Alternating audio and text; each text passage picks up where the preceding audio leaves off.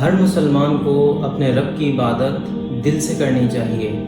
اگر جو عبادت سے اور فرض نماز سے بھاگتا ہے تو اس کے لیے قرآن مجید میں کیا وعید ہے، فی جنت یتساءلون، کہ جنت میں جو جنتی ہوں گے وہ سوال کریں گے عن المجرمین، مجرمین سے، ما سلککم فی سقر، کہ تمہیں سقر میں یعنی جہنم میں ایک وادی ہے جسے سقر کہا جاتا ہے، کہ تمہیں سقر میں کون سی چیز لے کے آئی ہے؟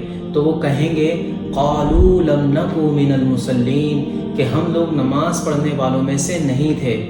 اور آگے اس میں یہ کہیں گے کہ ہم مسکینوں کو کھانا کھلانے والوں میں سے بھی نہیں تھے۔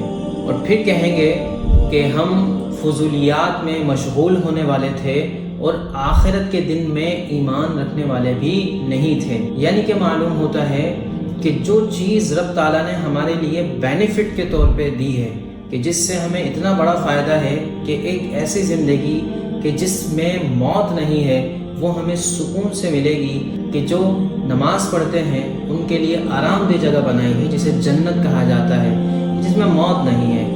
اچھا، اگر کوئی جہنم میں جاتا ہے تو موت وہاں پہ بھی نہیں ہے۔ تو معلوم کیا ہوتا ہے، ہمیں آخرت کی زندگی پہ بہترین طریقے سے غور کرنا چاہیے۔